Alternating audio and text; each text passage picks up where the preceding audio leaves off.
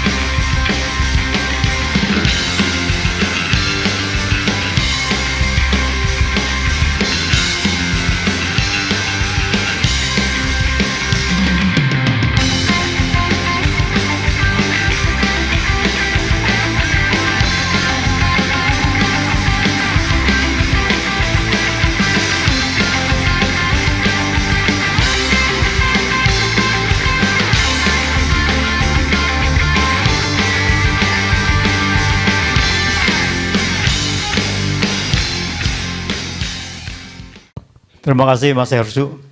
Selamat malam. Jadi saya rasa kita semua sepakat ya bahwa permasalahan dari pemilu saat ini, indikasi-indikasi kecurangan ini tidak bisa dibawa ke Mahkamah Konstitusi dengan reputasi seperti itu. Yang jelas-jelas bahwa dia ini adalah sudah melanggar konstitusi. Kalau kita lihat bahwa kecurangan ini sudah masuk TSM, terstruktur, sistematis, dan masif, itu dibawa sebagai hak angket DPR adalah suatu terobosan yang tidak bisa membiarkan kecurangan ini terjadi.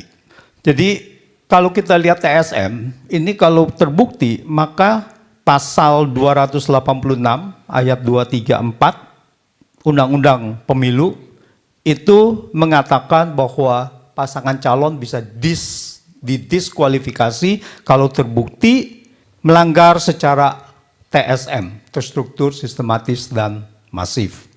Nah sekarang apa yang dinamakan dengan TSM, terstruktur? Tentu aja kalau pelanggaran ini ada terstruktur, ada kasuistis. Kasuistis itu adalah sporadis, dilakukan oleh orang perorangan. Tadi Bang Ucok sudah katakan, kalau terstruktur ini pasti dilakukan oleh satu institusi besar, yaitu saya mengatakan bahwa ini yang bisa melakukan itu adalah penyelenggara pemilu. Di luar dari penyelenggara pemilu tidak bisa melakukan terstruktur kecurangan yang terstruktur dan sistematis. Siapa penyelenggara pemilu? Penyelenggara pemilu adalah paling atas adalah bertanggung jawab kepada Presiden berserta jajarannya. Pelaksananya adalah KPU. KPU sebagai komisi independen. Tetapi penyelenggaranya adalah yang bertanggung jawab adalah Presiden. Nah, dampak dari kecurangan terstruktur itu pasti adalah masif. Tidak bisa tidak, pasti masif. Nanti saya akan ceritakan kenapa masifnya, dan ada dua hal di sini saya mau menyoroti, yaitu adalah pelaku dan ada media kecurangan. Pelaku kecurangan dan media atau alat untuk kecurangan itu.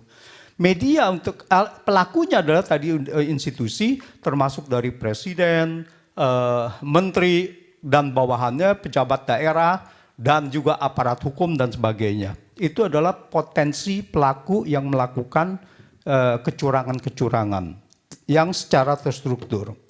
Lalu medianya apa? Bagaimana melakukan kecurangan itu? Nah, medianya adalah satu adalah politik uang. Politik uang yaitu dengan bantuan sosial. Bantuan sosial itu ada 5, bantuan beras, ada bantuan langsung tunai dan sebagainya. Termasuk program PKH itu, program Keluarga Harapan. Dan yang kedua adalah ini yang sudah dilakukan oleh Presiden, yaitu menaikkan gaji dan tunjangan. Dan saya mengkategorikannya sebagai suap kebijakan. Berdasarkan kebijakan itu dilakukan untuk memberikan kenaikan. Karena apa? Karena kenaikan gaji ini harus dipertanyakan dan nanti diangket itu, apakah ini sesuai prosedur atau tidak? Siapa yang menentukan kenaikan gaji itu? Apakah Presiden? Nah itu. Yang ketiga adalah alatnya adalah intimidasi. Kita tahu intimidasi dilakukan siapa? Kalau ada yaitu aparat-aparat hukum memegang kekuasaan. Dan yang keempat adalah lembaga survei dan quick count. Ini adalah bagian opini sebagai alat untuk kecurangan tadi. Opini yang awalnya di sekitar Agustus, elektabilitas Prabowo hanya 30%. Begitu Gibran dicalonkan menjadi cawapres, lalu elektabilitasnya naik menjadi 40% lebih. Mendekati pemilu, elektabilitasnya adalah satu putaran 50% lebih. Nah, ini kita harus lihat bagaimana kemudian real count-nya si rekap tadi disesuaikan dengan target. Ya, tadi Pak Jaswargoto itu mengatakan kalau kita set 51 dia akan keluar 51, kalau 58 dia akan keluar 58. Bahkan saya sangat surprise bahwa IT ini diset sebelum pemilu, dikondisikan bahwa kemudian dengan simulasi random tadi itu menjadi yang dengan sesuai itu. Makanya itu Prof. Kusnul bahwa quick count selalu sama dengan real count, itulah pengkondisiannya gitu. Nah itu kelimanya. Lalu pelaksana lapangannya siapa? Dalam hal ini adalah bansos, terutama adalah Presiden yang membagi-bagikan bansos, menteri dan pejabat di daerah dan sebagainya. Nanti saya akan kasihkan kronologisnya. Dan kedua adalah tentu saja ada intimidatornya, dan ketiga adalah memberdayakan anggota pelaksana pemilu, yaitu anggota KPU dan sebagainya. Dan keempat adalah yang menguasai IT. Nah kita lihat untuk pelaku institusi pemerintah. Kita lihat pengumuman cawe-cawe itu diumumkan oleh Presiden Joko Widodo itu sekitar bulan Juni kalau nggak salah. Juni 2023. Dan kita semua merasa pada saat itu adalah mau cawe-cawe untuk Ganjar atau untuk Prabowo. Kita bertanya-tanya.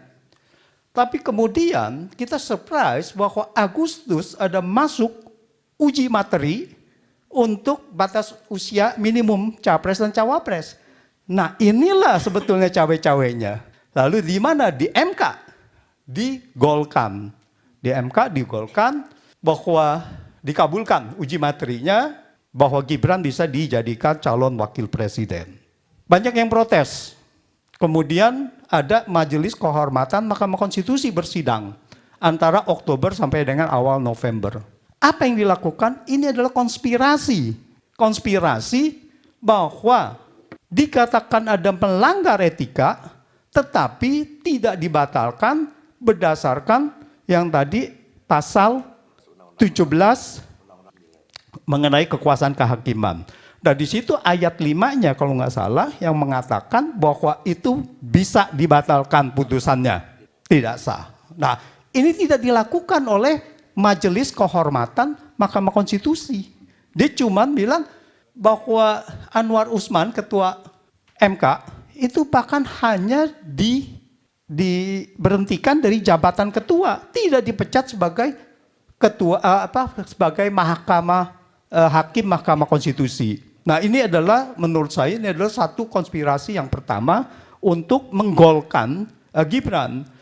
Kemudian KPU menerima pencalonan Gibran pada tanggal 25 Oktober dengan melanggar peraturan KPU, melanggar PKPU yang kemudian oleh Dewan kehormatan penyelenggara pemilu DKPP dinyatakan melanggar etik, padahal melanggar undang-undang. Karena PKPU adalah pelaksanaan dari undang-undang. Nah, terus di situ bahwa akhir Oktober PKPU menyatakan Gibran, 19 November Gibran hadiri Desa Bersatu, yaitu pertemuan kepala desa. Dan kepala desa mendukung paslon 2 dan Gibran ada di situ. Dan sudah dinyatakan bahwa itu adalah terindikasi melanggar. Dan Bawaslu tidak, makanya itu apa gunanya ada Bawaslu. Kemudian akhir Desember Joko Widodo panggil kepala desa ke istana. Dikumpulkan kepala desa ke istana. 24 Januari 2024 Joko Widodo mengatakan presiden boleh kampanye dan memihak di dikatakan di pangkalan TNI Angkatan Udara Halim, dan katanya ASN boleh juga berpihak. Nah, sekarang kita masuk kepada politik uangnya, kepada bansos. Undang-Undang APBN 2024 itu diundangkan pada 16 Oktober 2023. 16 Oktober 2023. Jadi Undang-Undang APBN 2024 itu sudah diset, sudah ditetapkan. 16 Oktober 2023 ini terjadi nepotisme di mana Paman Usman mengabulkan permohonan uji materi tadi supaya Gibran bisa menjadi cawapres. 25 Oktober tadi Gibran sudah mendaftar. Kemudian setelah Gibran menjadi calon wakil presiden, Joko Widodo mengatakan di rapat kabinet 6 November 2023 memutuskan memperpanjang bantuan sosial yang seharusnya berakhir pada November 2023. Apa artinya? Artinya bahwa presiden mengatakan memperpanjang, artinya anggaran itu belum ada. Karena undang-undangnya sudah ditetapkan. Berarti anggaran untuk bansos tadi belum ada. Lalu kemudian bantuan sosial ini terdiri dari ada 5 hal ya. Nah, akhir Desember 2023 Sri Mulyani mengeluarkan kebijakan memblokir anggaran kementerian lembaga atau yang namanya automatic adjustment. Ya, semua anggaran kementerian lembaga kecuali ada yang tertentu, misalkan KPU anggarannya tidak boleh dikurangin gitu. Sekitar 50 triliun, 50,14 triliun. Anggaran ini untuk apa? Untuk dialihkan menjadi salah satunya adalah yang paling besar bansos. Artinya apa? Artinya bansos itu tidak ada anggarannya. Bukan anggaran dari Kementerian Sosial. Nah, di sini melanggar undang-undang APBN karena undang-undang APBN itu terinci dari unit organisasi dan sebagainya itu, fungsi dan program, tetapi kemudian diabaikan.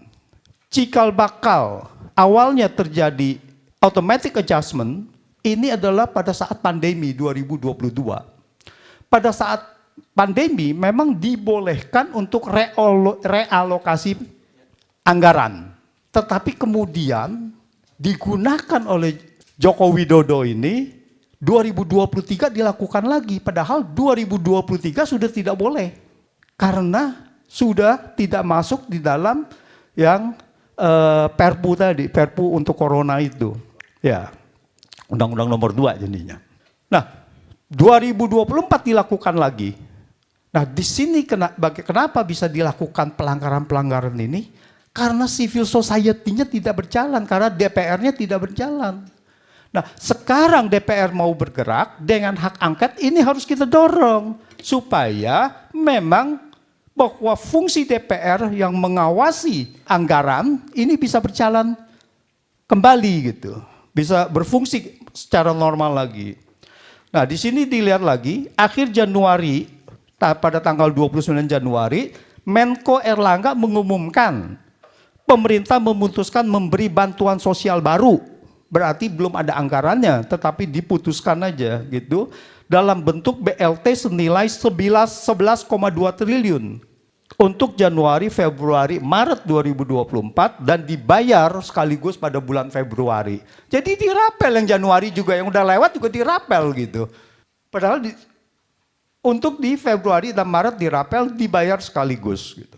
Jadi kalau kita fokus kepada hak angket tadi, kalau hak angket ini kan bisa kemana-mana.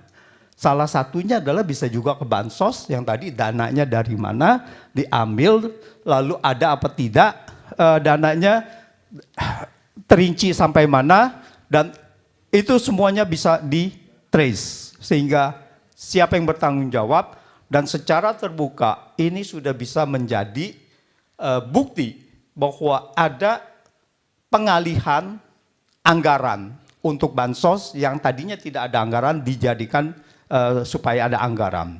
Dan ini pernyataan-pernyataan Sri Mulyani sangat serius. Kalau didalami di sini saya lihat ada terjadi pelanggaran di dalam Undang-Undang APBN. Jadi saya melihatnya bahwa bantuan sosial ini melanggar sejumlah undang-undang. Satu adalah Undang-Undang Keuangan Negara pasal 15 ayat 5, yaitu APBN yang disetujui DPR terinci sampai unit, organisasi, fungsi, program, kegiatan, dan jenis belanjanya. Dan Undang-Undang APBN yang sudah disetujui DPR tidak boleh diubah pihak manapun termasuk oleh Presiden tanpa persetujuan DPR melalui mekanisme perubahan APBN. Undang-Undang Nomor 28 tahun 1999 tentang penyelenggaraan negara yang bersih dan bebas KKN.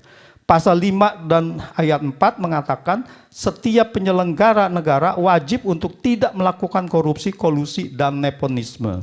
Yang dimaksud dengan nepotisme adalah setiap perbuatan penyelenggara negara secara melawan hukum yang menguntungkan kepentingan keluarganya dan kroninya di atas kepentingan masyarakat, bangsa, dan negara. Dalam hal ini bantuan sosial yang diberikan oleh Joko Widodo merugikan keuangan negara untuk anaknya sebagai cawapres.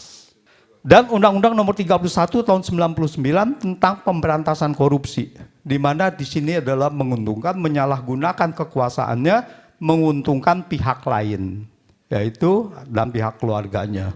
Jadi saya rasa ini sangat serius di dalam Undang-Undang Keuangan, di dalam APBN ini, dan ini harus diusut tuntas. Demikian Mas Heru.